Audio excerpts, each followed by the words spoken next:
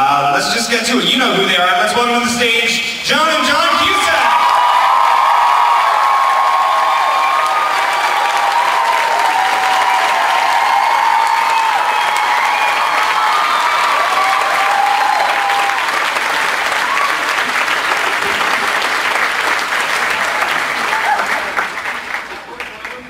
Here, grab a microphone.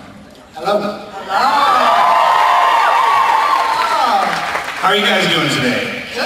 Good. I'm a little tired. I didn't sleep last night. Took very much. Was the city keeping you up, or? No, I think I was just a little hyped up. Yeah. Well, it's a crazy con. I mean, I don't know if you can walk around the floors. You might just get mobbed the whole time, but it's packed. This whole building has thousands upon thousands of people in it, and the whole city is kind of going nuts because there's lots going on in Toronto this weekend. It's the last weekend before school gets back. Any fans of school out there? Yeah, I didn't think so. Does Toronto go back now? Yeah, we go back, I guess Tuesday, people go back to school. Yeah, they go right after Labor Day. Yeah. Well, welcome. We are very excited to have you here. Yeah, give it up.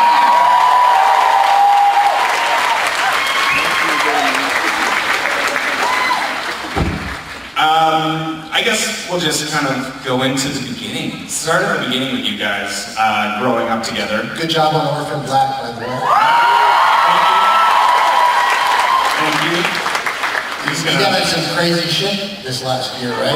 Yeah. Burying bodies. Yeah, and you're gonna make me blush now. Just turn the interview around in the first minute. That's an actor that gotta have solidarity, man. Oh, you're making me blush. It's been a great season. Thank you very much. So you guys, you were born in Illinois. You were born in New York, correct? And then you guys, your family moved to Illinois, just north of Chicago. I was born in the city, and you were born in New York, right? And then they moved to Evanston, which is just Evanston, right? And you have, I mean, your whole family is almost actors. You've got three other siblings. Are they actors as well? You got Anne, Bill, and Susie, and your father was an actor? Mm-hmm. He's a writer and actor, and my sister Anne is doing lots of stuff. She's in that movie Sully, and she's working a lot. She was in Fargo last year. That's right, she was in it. And she's been in Grosse Pointe Blank, and she's doing some other stuff. And, my brother does some acting and some theater and stuff, and a lot of design and stuff. So was your father that? Right, and you got that, I'm guessing, from your father. Your mother was a teacher, I believe I saw somewhere. So, what exactly made you guys want to get into the business? Was it watching your dad act and be, growing up through the business? She was first. Joni was first because she got a job in a movie called My Bodyguard, and that's probably way before. Come on, you guys don't know that movie. But anyway, it was like we were in high school, and she got this job. And everyone was like, Joni's going to a fucking movie set. What do you mean? She's going to a fucking movie set. She's in a movie? And we're like, whoa. And she got into a movie. And so she was the first one. So we all piggybacking off of her. Yeah, of course. It's true. Well, you guys worked on so much. You worked together quite a bit. Out of all these titles, I mean, they're all really well-known films. 16 Candles. USA Broadcast News, you were both in that. Say Anything, of course. Grosse Pointe Blank, one of my favorites, one of my favorite films. Cradle Will Rock, High Fidelity, another favorite one. Martian Child, and War Inc. Like, there's just so much that you guys have done together, and some of them have been projects that you've produced as well. How does nepotism work in this business? Really well. I don't think it's nepotism when your family is as talented as your family is. Yeah, whenever I was making a movie and I just knew I would just, if I'd call Joni, I'd say, you can come do this movie, and then she wouldn't return my calls, and then I'd say, come do it. And then I would just, you just roll the cameras and get out of the way, and you get run over by a truck. She steals all the scenes, and all the producers and the financiers are happy, and I look like a genius, and I just called her and said, come over. So it's like the easiest, best move in the world. So I figured we'd keep doing it until people told us we can't do it anymore. So we figured we'd keep pressing the luck, as long as we can. By all means, keep doing it. It's fantastic. I love seeing you guys in the same theater. And Chicago has had some influence on you. I mean, High Fidelity, you took Nick Hornby's novel and you moved it to Chicago, and it's a fantastic book. And I read it years ago thinking, how could this ever work in Chicago? And I watched the film and it works very well. And even Grosse Point Blank takes place around there as well. Do you both find a lot of inspiration from Chicago? And what is it about Chicago that made you who you are, I guess? I was just going to say it's a lot like Toronto, Chicago. It really is. I mean, it's a relaxed place. It's a good place. The people are nice there. You feel like you can try things and experiment, and it's got great, cultural references too. But I really think You like the people. it's the people. Yeah, it is always right. Toronto's kind of the Midwest vibe of the States. Like people sort of like look you in the eye and don't sort of look past you and say hello to you. It's all about that stuff. A little Midwest vibe. Often thought, there we are. I've often thought that Montreal is like Canada's New York City and Toronto's just like Chicago. Definitely has that Midwestern vibe. Did you go to see a lot of theater growing up? Because Chicago has a great theater scene. It has great comedy and improv. Second City is there as well as up here in Toronto. Did that have a big influence on you guys? Yeah, I think SCTV, and that was already Carol Ramis and the SCTV guys were huge, I think, and Saturday Night Live, that all came from Second City. And then just Mel Brooks, Mel of course, Brooks, watching those yeah, movies growing watching up. Gene Wilder, who just passed away. Yeah. R.I.P. He was. He really was. Yeah. And such a sweet, sweet man. I signed into the CBC building, our national broadcaster, right after one day as I was going into the building, and I was just so thrilled to be near such a legend. I mean, he's one of those guys that just, you can't replace people like that. They're incredible. Much like you guys, I would say. I'm gonna get all weepy in front of you guys. You guys have done movies from all sorts of genres. You've done animation, you were in 2 Toy Story films, Toy Story 2 and 3. You've done so many romantic comedies, you've done comedies between the both of you, political films, horror films, sci-fi. Do you have a genre, I guess for both of you, do you have a genre that you prefer to work in? Do you like doing the light stuff, or do you really enjoy getting into the darker things? I don't know. I was going to say I love what Gene Wilder says about even comedy. That just you always just want it to be real. He always said that. He said that in so many. It was so fun to hear his interviews because it's so they were so on target. Like, he never goes for a joke or something. It's just what's real. He seems like, he's one of those actors who can really ride that line of being ridiculously hilarious in these off-the-wall situations like Young Frankenstein and things like that, and then still be completely real and grounded in some sort of reality. Do you guys like to do that the same when you're working in comedy? I think, I think there's probably like a notion that you're sort of not a comedian first, but you're sort of an actor who's doing comedy, so you have to sort of be funny within the scene. And I guess there's a persona involved, but it's not sort of like, you gotta find some side of truth of it, and then you make it funny, rather than sort of just being some of those.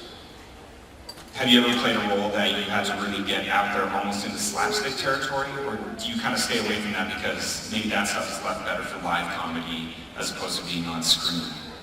You've done lots of crazy stuff. We've done all sorts of stuff. As long as it's funny to me. I'm open. Yeah. Well, you've done a season of Saturday Night Live as well, back in the day. Yeah. What was that like working in a sketch format on television? I mean, that's a very rare thing. There's only been a few shows that have been able to pull that off in front of a live audience. What was that experience like? It was really intense. I've heard of it. Really intense. Because it's live, too, obviously. So And the schedule's nuts for that the show. schedule's nuts. And plus, I think we kind of grew up doing more improv, like more organic way to come up with a scene or a character or think about, you know, a show. It's more behavioral based rather than, because like Saturday Night Live, you know, even so many years later, it'll be like, okay, the sketch is, it's an all-you-can-eat salad buffet, right? And you can't stop eating, right? So if they get a roll going, you know, it's still funny, but they're basically hitting the same joke over and over again.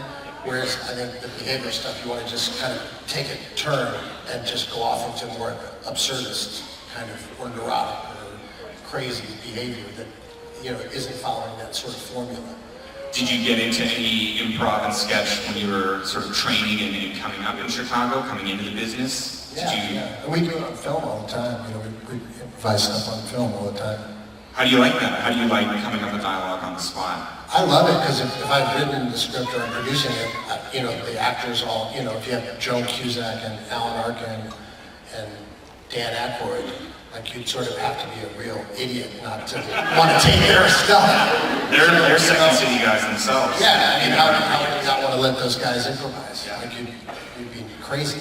It's so rare to find those opportunities to improv on camera. A lot of producers or directors don't want you to do that because time They is didn't want money. us to do it either, but I like it. Yeah, well, I mean, it's the best when you can find those moments to do it. It can really open up a scene, and it's nice to know you're not one of those writers that like, oh, I have to. No, say the only reason I started writing is so I don't have to worry about offending the writer. That's perfect. That's a perfect reason.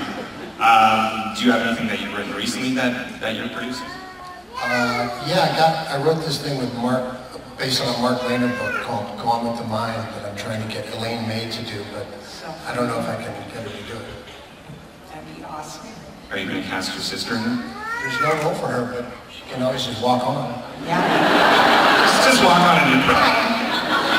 But Elaine May, my God, that'll be amazing. Do you guys remember A New Leaf? Do you know that movie? That's a great. She did Eli. See it. Three people remember that. Walter Matthau and Elaine May. Yeah, you guys So cool. love it. It's so good. You guys have worked with some legends in the business. Do you have anybody just off the top of your head that you absolutely adore, or that was just incredible to work with? God, so many. Yeah, so many. You guys really have worked with everyone, pretty much. Well, I'm just thinking about improvisation, you know, Woody Allen, you know, I worked with him twice, and he'd write the best scripts in the world, and really great pieces of writing, and then he'd come up to you and he'd say, okay, well, you know, do these lines, but sort of step on it and make it your own, and if you don't like, you know, you can do your own thing, and if you have an idea. And I was like, yeah, but it's a really good scene, and he was just like, trust me, it's not that good. The point he was making was that there wasn't a piece of poetry to, like, you know, respect the writer. He wanted a real moment on the screen. So he actually said, you have to improvise. Like, he doesn't want you to, like, hit, you know, the period here and do this here. He says, you have to do it. A little bit. Right, and he doesn't do a lot of takes either. He's kind of like a set it up, one and done if he can, right? Yeah. Is that scary working that way? It's kind of fun because you just get up for it. It's like the closest thing to theater Yeah. on film. As long as you know beforehand. Yes.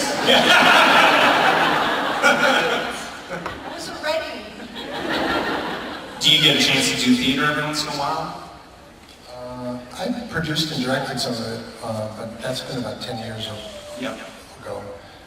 You haven't done anything lately, have you? You know, once I had kids, it was sort of like, you had to be home at night, because you can't be away, Right. you know, when everyone's off work and you're on work. But when my kids are gone, it'd be fun to do theater. I love that. I think everybody would love to see that, that's for sure. What's it like having a family in the biz and the schedule? Do you keep yourself busy still, constantly taking on projects, or do you ease off a little bit and just enjoy home life and picking projects that you really want?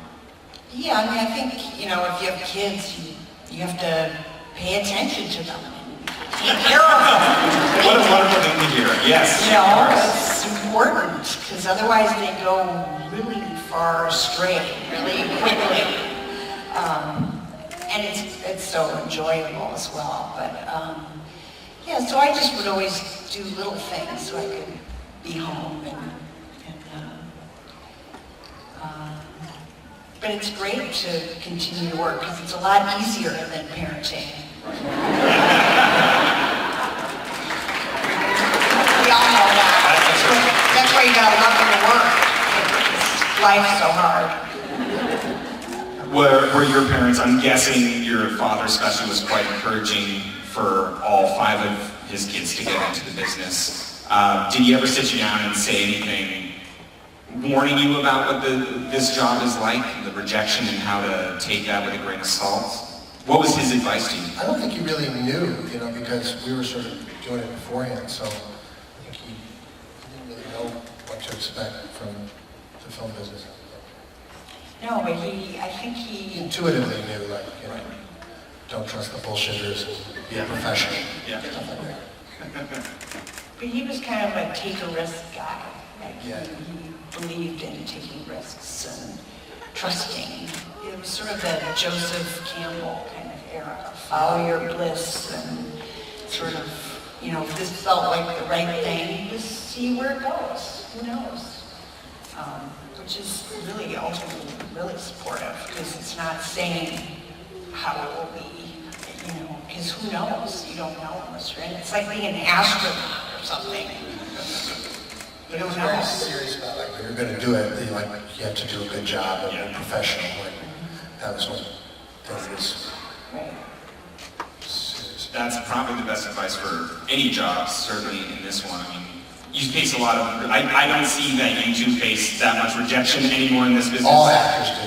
Yeah. Really? Even always. to this, all right, well, that's something for me to look forward to. Great. There's no get out of jail free card there. Right. All right, well, good to know. Thank you for that. I'll walk that away. Now, you've done some TV recently. Shameless. Any Shameless fans here? Sheila Jackson, you've been nominated for an Emmy, I think every season. You won. 16,000 times. Yeah, 16,000 times. You won an Emmy for it. What was it like working in TV? Because the schedule is very different than film. And what is it about both that you like, or have you enjoyed going off and doing TV as a break from film? Well, it's actually kind of nice to work with the same people over and over again, because if you're doing the movie, unless it's with him, it's always a whole new group of people, and then it's 3 months or however it is. But if you're doing a show, you're doing it over years, and that's just more like a normal job, which is nice. It's nice to have that comfortableness and familiarity and routine, and you can kind of relax a little more. I really enjoyed it. And on cable, you're doing 12 shows, not 24. The writing's a little bit more gritty. You Yeah. can enjoy the performance a little bit more. And it's not so many that you're working, 9 months straight, which a lot of people who do sitcoms think that's a really tough schedule. The hour-long drama, though, that's the craziest. My friends have done those because they just never stop working. Have you had any interest in doing TV on that level? Well, I think these movies that I made for studios that everybody seems to like, those are being made on cable TV now. That's true. The studios are doing just like the big Marvel movies, or they're not doing those middle range movies. So I think it would be cool to do something on TV. Would you ever you mentioned Marvel, and I know there's a lot of Marvel fans in here. Would you ever do a superhero film, like a big Yeah, I have budget? nothing against them. I just mean that there's these $100, $200 million movies, but there used to be like a $10, $15, $20 million movie, which was gross point blank. But now they're not ready to make those in the studio. With all the projects that you two have worked on, and we're going to open up the floor very shortly for some questions, so if you want to line up, go for it. You both have such huge resumes in the work that you've done. Is there a project that has been the most special to you? Honestly, it's so hard to get a movie made. you guys, maybe you know or don't know, but whenever John's done a project where that he's, you know, created it and wrote it, and I mean, to me, those have always been so meaningful, because it's so hard to do, and they're so hard to do and get them done. So whenever, you know, I've been able to do something like that, it's pretty special.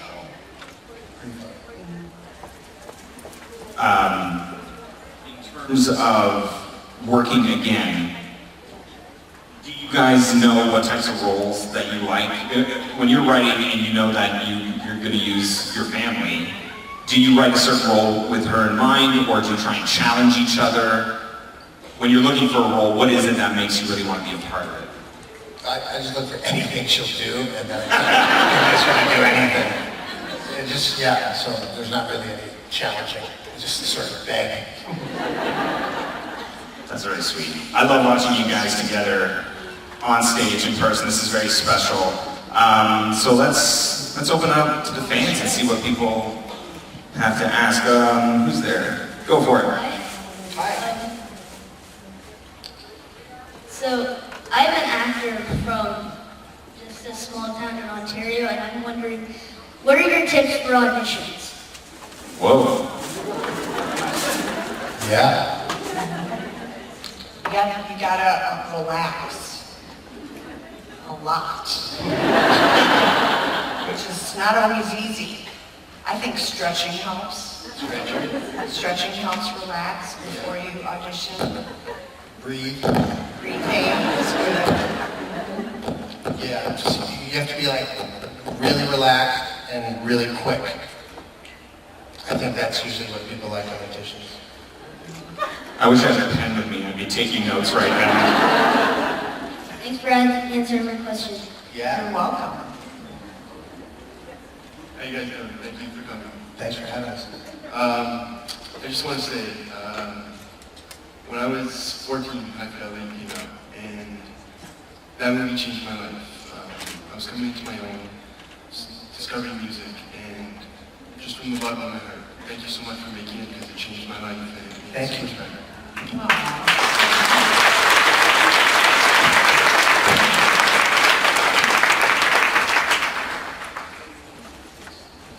Well, I just want to say thank you for making me say anything. All All right. of my stuff. Fans out there, stay Like for all of us, you know, Jerry Maguire, you know, when you had that Hello for Us team, you know, when you had the Ghetto Blasters playing, and yeah, you had us all there. But anyways, hi, I'm nervous. You can do that. Don't be nervous. Yeah, yeah. You can do that for Join the club. Breathe. Anyways. Stretch out. How did you get into helicopter snowboarding? I like adrenaline type stuff a little bit. So I had some friends who do that, and then I decided to do it with them. So yeah, I just thought it'd be a fun, weird thing to do. It looks pretty. Okay, thank you very much. So nice meeting you this morning. Oh, nice to meet you too. Hello. I wanted to say we use High Fidelity in my grade 11 English class, and the students love it. It's a great piece to... What are you teaching? I don't remember we used the Queen's English. It's English and media and pop culture, and Oh, all right. we put it all together. So my question is actually for Joan. I have an older brother, and so sibling relationships being what they are. In your scene where Liz comes into the store and says, "Hi, Rob," and then is vehemently angry with him and stalks out, was that cathartic? Was that one take? It was easy. I'll tell you that. You have a brother too, right? We all have siblings. We all know that feeling. Don't we? We all know that feeling. It was fun, and he kept goading me. I was like, I don't want to say that. He's like, do it!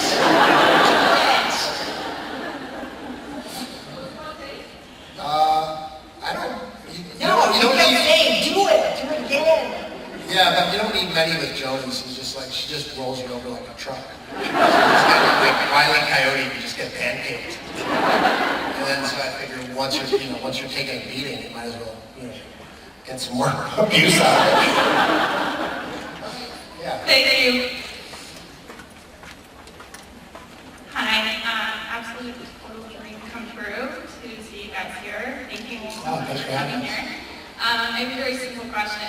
Of all the films that you've done for both of you, do you have a single favorite that you look back on and you think, oh, I absolutely love that experience? The stuff we've done, all of them, I think were really fun to do. Some of them worked out better than others, but the ones that worked, it was pretty fun. The More Ink actually was pretty fun. It was so weird. It was so weird. So weird. We were in Bulgaria, it was so weird. It was so good. It was deeply strange. Yeah. So that was fun. It was an honor to be able to make that kind of movie at that time. You know, really talk about those things. Pretty cool. It was. One question. Is it at all possible to say if I gave her my card, she gave me a pen? What's the line? The line.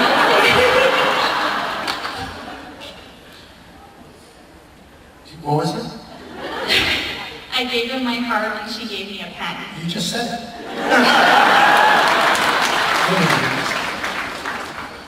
Actors, we remember the lines only for when we're on camera, and then we have to make room for the new lines.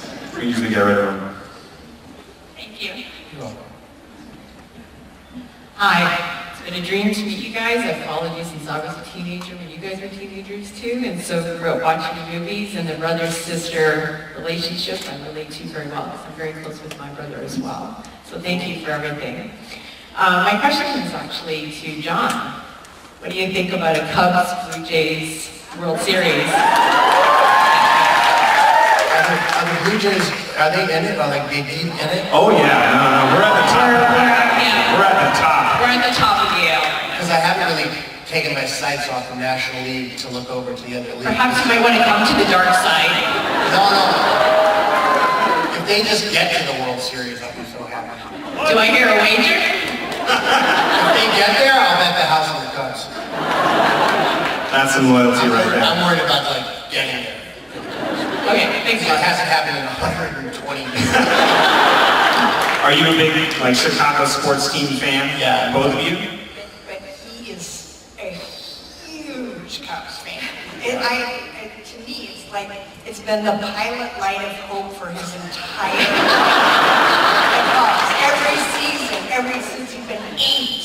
Toronto knows what that's like. I was just going to say, we can tell you what it's like. No, you don't. Twice. No, you don't. Joe Carter won the World Series, right? Sure, baseball, we did all right with baseball, but our hockey team, for the Leafs, is very sad. Yeah, but like, you guys have won something once. Yeah, 0. Thanks a lot. Yeah, go Jays. Hi guys, my name is Gordon. I'm from Toronto. I worked at a record store for years, and you nailed it. The horny book was amazing, but I think the screenplay was even better. I just want to say that. My question, John, is you've adapted, you've written an adapted screenplay, you've written original screenplays, you're a journalist, and you're amazing on Twitter. Do you have a process that you go through for each of these? Is there, what do you enjoy the most? No process, really to speak of, but just more just sort of following your intuition and what interests you, you know? So I just sort of follow whatever I want to think about. I just try to think about it. I think that's what makes you great on Twitter, is very instinctive and not afraid to get as political as all get out and express yourself, and it's good to see. Yeah, I see Twitter as like kind of a curation and graffiti medium. You know, that sort of, it says like, oh, why do you spell? You're not using correct grammar. I'm like, it's a graffiti medium. You're using 148 characters. And I just do it on my iPhone with no spell check. I don't care if it's spelled wrong. And then, you can curate and just fuck around. But it's not like, it's not like you're trying to write an essay or a novel on Twitter. So that's how I see it. And I think that's the best description of Twitter I've ever heard. I like the idea of it being graffiti. and curation. And curation, for Yeah, sure. that's the mix for me, that I think is kind of cool. Do you like to get political? In general? Again, I don't have any real set patterns that I'm aware of. But you're interested in Yeah, politics. but not in a way that I'm interested in politics. You don't want to get into it. No. Yeah. You know, you have to, I think you think about politics more for your own sanity rather than any other reason. So you can know what you actually, you know, 'cause there's so much higher bullshit streaming at us all the time. It's good just to be able to think about it. So it's more for myself than anything else. Next question. Hi, John and John. Hello, sir. Grosse Point Blank was and remains one of my most favorite films of all time. I rewatched it recently and was delighted to see that it not only stands up, but the scene with you and the baby, with Queen playing in the background, still makes me tear up even just thinking about it.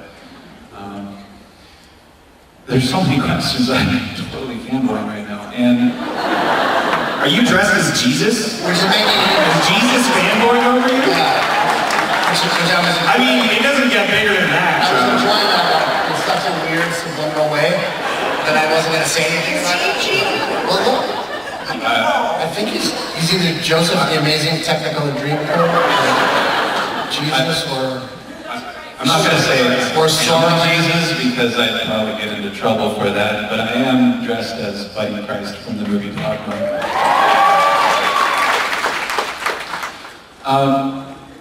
And the fight scene in Grosse Point Blank is hands down one of the best fight scenes of all time. And of course it was done with Benny the Jet, and I know that you trained with him for a number of years. And so my question is, do you still train, and do you pay attention to MMA, and what's your opinion on that? I still do. I did this movie. I got called to go do this movie in China with Jackie Chan called Dragon Blade. So it was a big sword and sandal summer movie craziness. But I got to do a huge fight scene with Jackie. So I did that last year, and Benny came out, and we did it together with Benny and Jackie, and that was really great. So I still do it, yeah, and I'm still into it. And the MMA, I think the grappling on the ground is really real, but the striking is kind of a joke. I know they can hit, but I think the great boxers are so much better with their hands, and I think the MMA guys are really good once they get into the ground, but I don't really want to watch two guys hit each other on the ground. There's certainly no Bushido there. I don't know, I'm not really into MMA that way. Thank you so much. Do you like doing the action films and the action scenes? Yeah. Joan, have you ever had to do a fight on camera? No. Would you like to? Yeah, Okay, can you please write her an action scene? I was waiting for another good idea. It's been 10 years. I think I just had it. Yeah, that's right. Action. Yeah. action detective. No detective, just Action. mayhem. Yeah, that's right. Yeah, I think that would be good. Hi, my name is Kalina. I want to say thank you for sharing your positive energy with us today, both of you. John, this question is for you, actually. Thank you for being such a great role model for tall women out there. Growing up, there weren't a lot of images for we Amazons to look up to. And thank you for doing such a great job. So a question for you, being in the industry for such a long time as a woman, what kind of changes have you noticed over the years? Well, Amy Schumer, my God, is such a great change. Like, no shame. She just doesn't, that's just awesome, I think. You just feel like it just keeps progressing, over time. And that's huge. Like, I don't know. I think there's more female directors, there's more female writers, and so then you just get more point of view there. But she really is something different. Like that's just modern, right? I mean, don't you think?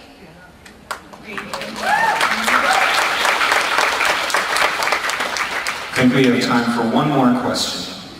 I know, I'm sorry, we won't be able to get through the whole line. Hi, my question is for Joan. you played the wife of Uncle Fester, which was fun, and then you played the wife of Tom Arnold. What was that like? Interesting. That's right. The wife of Uncle Fester was awesome. And Christopher Lloyd was here yesterday, actually, yeah. He's amazing. And Tom Arnold, also interesting. That was a long time ago. That was with Robin Williams was in that movie. He was so amazing. But you know, whenever you're working with someone, it's just such a short period of time. So it just feels like a dream or something. But you only remember the really, really terrible ones. But everything else is like fascinating. Well, we won't ask you to dish the dirt. I know everybody's like, come on, tell us the dirt. That's really all the time we have. We have 4 million movie credits that we didn't get to between the two of you, and I wish we could talk about all of them. Thank you so much for coming up to Fan Expo. Thank you for coming up to Toronto. You guys are fantastic. And I think we all look forward to what you guys are